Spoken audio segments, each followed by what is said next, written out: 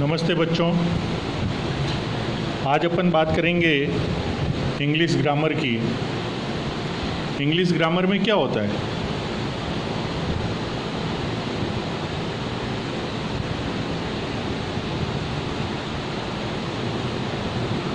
English grammar में basically ये होता है कि आप इंग्लिश को किस तरह से लिखते हैं उसका पैटर्न हमें समझना पड़ता है। ग्रामर में कई सारी चीज़ें आती है।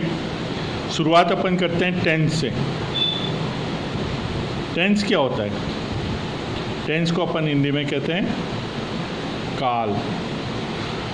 काल का मतलब ये होता है कि अपन ने वो वाक्य किस समय का लिखा हुआ है, या अपन किस समय बोल रहे हैं, या किसके संदर्भ में अपन बात कर रहे हैं,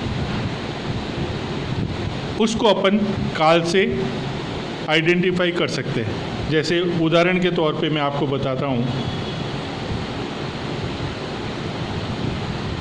मैं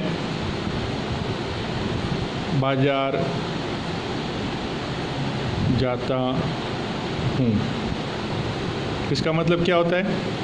बाजार जाता हूँ, रोज़ाना ही जाता हूँ। दूसरा वाक्य मैं लिख रहा हूँ, मैं बाजार गया। इसका मतलब पहले जा चुका हूँ मैं बाजार, अभी नहीं जा रहा हूँ। तीसरा वाक्य मैं बनाता हूँ आपको, मैं बाजार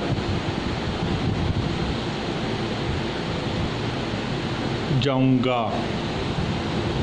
मैं बाजार जाऊँगा। तो जाऊँगा, गया और जाता हूँ, इन तीनों में अंतर आ गया। बाजार जाता हूँ मतलब जाता हूँ, मैं बाजार गया मतलब पहले जा चुका हूँ मैं बाजार, अब मैं बाजार जाऊँगा। तो ये तीनों चीज़ें काल दिखाती। काल का मतलब होता है समय, समय को दर्शाती है। ये अभी की बात कर रहा है, ये पूर्व की बात कर रहा है। पूर्व का मतलब जो बीत चुका है, और ये आगे की बात कर रहा है मतलब भविष्य की बात कर रहा है। तो इस तरह से अपन टेंस को जो है वो तीन भागों में बांट सकते हैं, जिसको अपन एक कहते हैं वर्तमान काल, दूसरा अपन कहते हैं इसको भूतकाल, तीसरा अपन इसको कहते हैं भविष्य काल। वर्तमान काल का मतलब हो जाए जो चल रहा है। भूतकाल का मतलब होता है जो बीत चुका है। भविष्य काल का मतलब आने वाला समय। तो ये इस तरह से अपन इनको काल को या टेंस को अपन तीन भागों में बांट सकते हैं। इंग्लिश में वर्तमान काल को कहते हैं प्रेजेंट टेंस,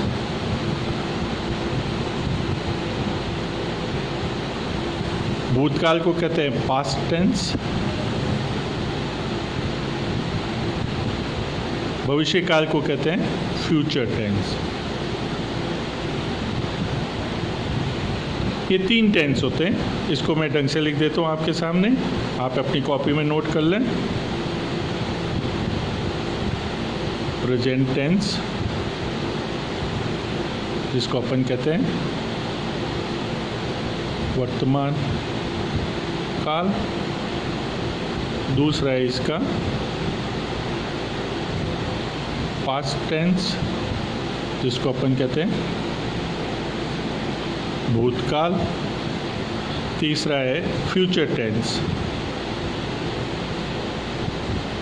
जिसको अपन कहते हैं भविष्य काल। मैं सोचता हूँ ये तीनों चीज़ें क्लियर होगी आपके। जब कभी भी आप कोई एक वाक्य बोलते हैं या वाक्य पढ़ते हैं, या उस कोई दूसरा बोल रहा है, उससे अपन उस समय उसका काल यानी कि उसका समय पता कर सकते हैं अपन कि वो किस समय काम हुआ है। तो काम का होना किस समय होता है, उस समय को अपन काल कहते हैं, उस समय को अपन टेंस कहते हैं। अब इसको अपन ने तीन भागों में बांट दिया, प्रेजेंट टेंस, पास्ट टेंस और फ्यूचर टेंस। प्रेजेंट टेंस का मतलब होता है जो अभी चल रहा है, पास्ट टेंस का मतलब जो भूतकाल है, जो बीत चुका है। फ्यूचर टेंस का मतलब है भविष्यकाल है, जिसको कि अपन आने वाले समय की बात करें। भविष्य का मतलब जिसको कि अपन जानते नहीं हैं। अपन कहने को तो कह सकते हैं कि मैं आज जयपुर जाऊंगा, लेकिन कुछ परिस्थिति ऐसी भी हो सकती है नहीं जा पाते, तो सर्टेनिटी नहीं है, फिक्स नहीं है, निश्चितता नहीं है कि अपन ये काम कर ही पाएंगे। तो वो होता है भविष्यकाल, जिसको कि अपन नहीं जानते। अब ग्रामर पार्ट के हिसाब से देखें तो इसमें जो सबसे मेन चीज़ काम आने वाली है वो आती है इनकी वर्ब, जिसको कि अपन वर्ब कहते हैं। वर्ब का मतलब होता है क्रिया। वो कार्य किस समय किया हुआ है उससे क्रिया से अपन पता कर सकते हैं। यहाँ पे जैसे जाता हूँ मतलब रोज़ाना ही जाता हूँ, रोज़ाना की बात होगी, तो ये वर्तमान काल हो गया। मैं बाज़ार गया था, इसको था भी लगा सकते हैं अपन, नहीं भी लगाएं तो भी चलेगा। तो ये पास्ट टेंस की बात हो गई थी, भूतकाल की बात होगी। मैं बाज़ार जाऊंगा तो ये भविष्यकाल की बात हो गई, जो आप अभी कुछ नहीं कर पा रहे हैं, लेकिन आने वाले समय में आप ये कार्य करेंगे। तो ये चीज़ें होती है। इसमें क्रिया का बहुत बड़ा रोल होता है। अगर क्रिया नहीं है तो आपका वो उसमें काल का पता नहीं कर सकते, यानी कि टेंस का पता नहीं कर सकते। इस चीज़ का हमेशा ध्यान रखें। जब तक क्रिया नहीं होगी तब तक उसमें अपन कुछ भी आइडेंटिफाई नहीं कर सकेंगे।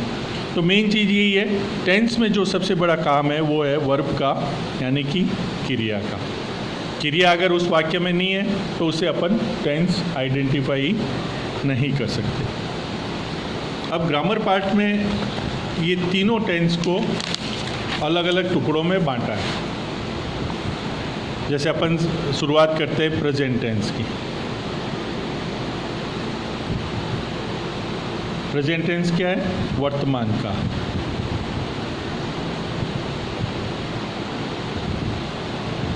वर्तमान काल का मतलब जो अभी है। तो उसको अपन 4 टुकड़ों में बांध सकते हैं। पहला तो होता है सिंपल प्रेजेंट टेंस। दूसरा होता है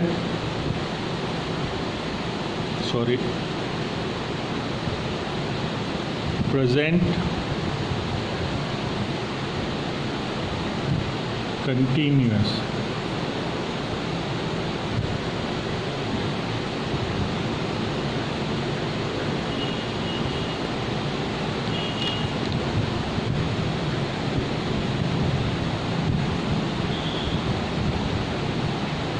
प्रेजेंट कंटिन्यूअस। तीसरा होता है परफेक्ट। इसको अपन कह सकते हैं प्रेजेंट परफेक्ट टेंस। चौथा होता है प्रेजेंट परफेक्ट कंटिन्यूअस। अब यहाँ पे देखो आप, ये शब्द जो आ रहा है कंटिन्यूअस। कंटिन्यूअस का मतलब क्या होता है? जब अपन कोई काम को कंटिन्यू कर रहे होते हैं तो उसको अपन कहते हैं कंटिन्यू टेंस। प्रेजेंट की बात करें तो वर्तमान हो गया। तो वर्तमान में जो कोई कार्य अपन कर रहे हैं तो उसको अपन प्रेजेंट कंटिन्यूअस में कहेंगे। सिंपल प्रेजेंट में सिंपल प्रेजेंट की बात होती है, मैं खाना खाता हूँ, मैं खाना खा रहा हूँ, मैंने खाना खा चुका हूँ, मैं खाना खा चुका हूँगा। तो ये चीज़ें अपने प्रेजेंट में चलेगी। तो ये चीज़ें आपको इसमें प्रेजेंट के 4 पार्ट कर दिए हैं। अब इनका एक्चुअली क्या होता है, एक तरीका होता है जिसको कि अपन सेंटेंस के फॉर्म में लिखते हैं। तो साइड वाइज मैं आपको थोड़ा सा सेंटेंस के बारे में भी दोबारा बता दूं।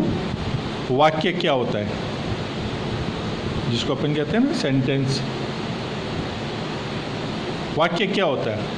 वाक्य होता है शब्दों का समूह जिससे अपन कोई मतलब निकाल सकें। ऐसे शब्दों का समूह जिससे अपन कोई मतलब निकाल सकें, जिसका कोई अपन अर्थ निकाल सकें। अगर उसका कोई अर्थ नहीं निकलता तो वो वाक्य नहीं है। तो इसी तरह से सेंटेंस को अपन इंग्लिश मीडियम के हिसाब से बात करें, sentence is a group of words which has a particular meaning. Group of words, शब्दों का समूह, इस चीज़ का आप ध्यान रखें।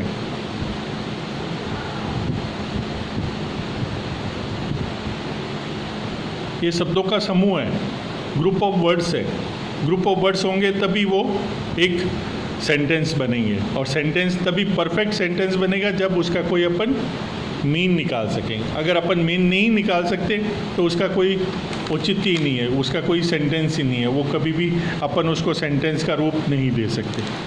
तब सेंटेंस बनाने के लिए अपने को क्या चाहिए? सबसे पहले तो कर्ता, जिसको अपन इंग्लिश में कहते हैं सब्जेक्ट। कर्ता क्या कर रहा है? अब यहाँ पे आ गई क्रिया, सब्जेक्ट प्लस वर्ब। फिर क्रिया तो कर रहा है वो, लेकिन क्या कर रहा है, कौन सी क्रिया कर रहा है? तो उसको अपन कहते हैं ऑब्जेक्ट।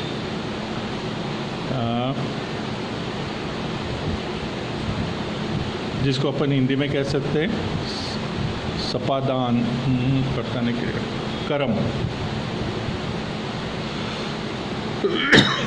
मैं जा रहा हूँ, मैं कर्ता आ गया, जा रहा हूँ, कोई मतलब नहीं निकला। तो यहाँ पे कहाँ जा रहा है वहाँ पे आना शब्द जरूरी है। मैं स्कूल जा रहा हूँ, तो ये सेंटेंस इस तरह से बनेगा, मैं स्कूल जा रहा हूँ। इसको अपन इंग्लिश में बनाते हैं,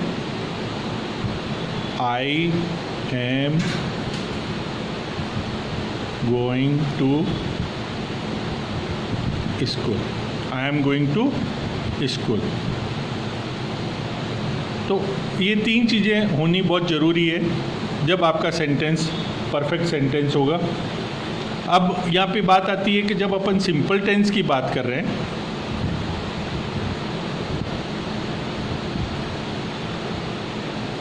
तो यहाँ पे वर्ब कौन सी आएगी?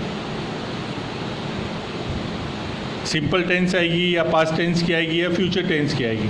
एक सीधी सीधी बात है, जब सिंपल प्रेजेंट टेंस की बात कर रहे हैं तो वर्ब सिंपल प्रेजेंट की आएगी। जैसे गो, जाना को कहते हैं अपन जब कहीं जा रहे हैं तो I am going, I go to market, I go to school, तो मैं स्कूल जाता हूँ, आई गो टू स्कूल। तो गो हो गया वर्ब, ठीक है ना। अब ये तो हो गया सिंपल टेंस की वर्ब।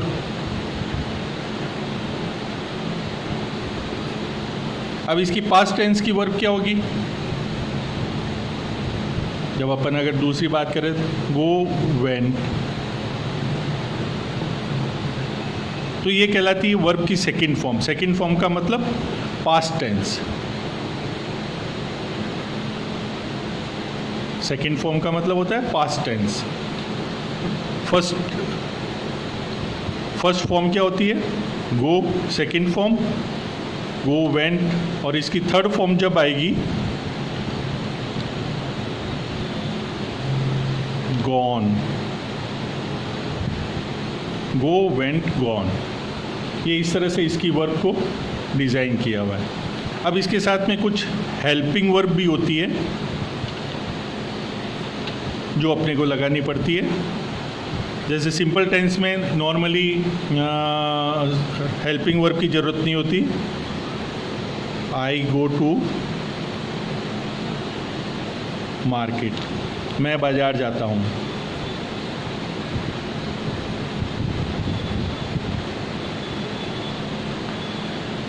तो इसमें कोई हेल्पिंग वर्ब की अपने को ज़रूरत नहीं पड़ेगी। लेकिन जब अपन इसको प्रेजेंट कंटिन्यूअस में लाएंगे तो मैं बाज़ार जा रहा हूँ, तो यहाँ हेल्पिंग वर्ब आ जाएगी, I am going to market. अब इन दोनों सेंटेंस में देखो आप अंतर क्या है, एक तो यहाँ पे एम लग गया और एक यहाँ पे गो के साथ में ये आई एन जी लग गया।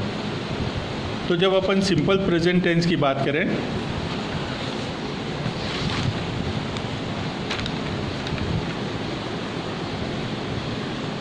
सिंपल टेंस की बात करें तो यहाँ पे लगा आपने सब्जेक्ट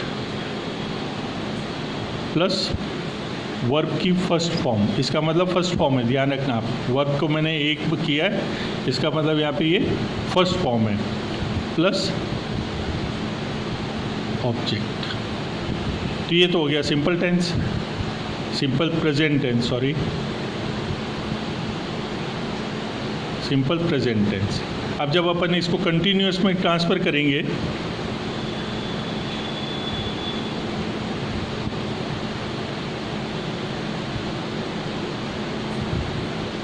तो यहाँ पे क्या होगा, सब्जेक्ट प्लस इज, आर या एम, ये तीन हेल्पिंग वर्ब है। इन तीनों में से कोई भी एक वर्ब यहाँ पे आएगी जब अगर अपन प्रेजेंट टेंस की बात कर रहे हैं तो subject plus is, are, am, इनमें से कोई भी एक आ सकती है, प्लस वर्ब की फर्स्ट फॉर्म प्लस ING,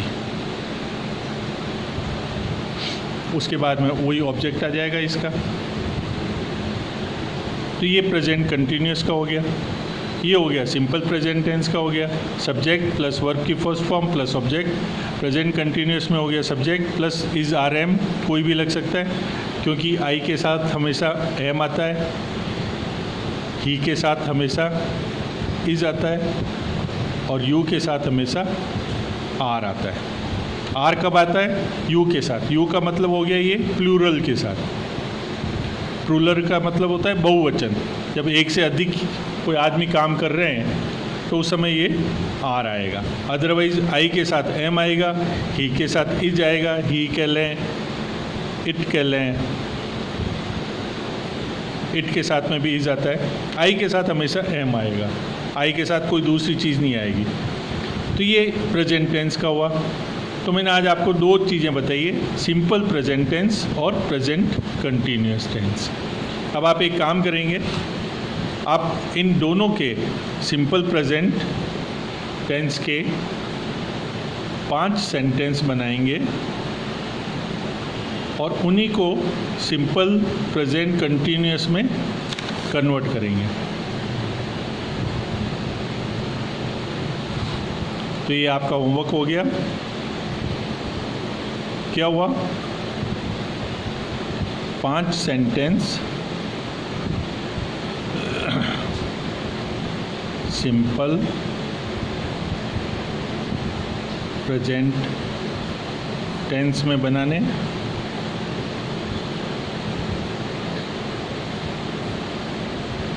और उनको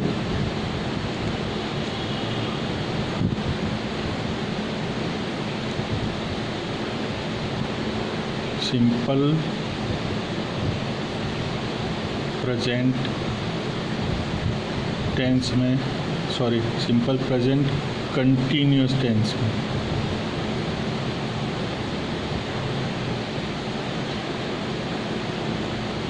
में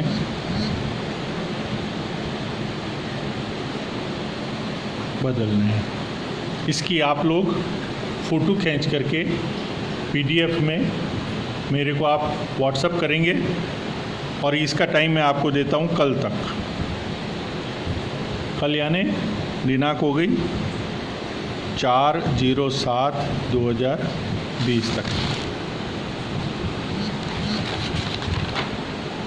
ठीक है ना। तो ये चीज़ आपको कल तक भिजवानी है मेरे को। Thank you.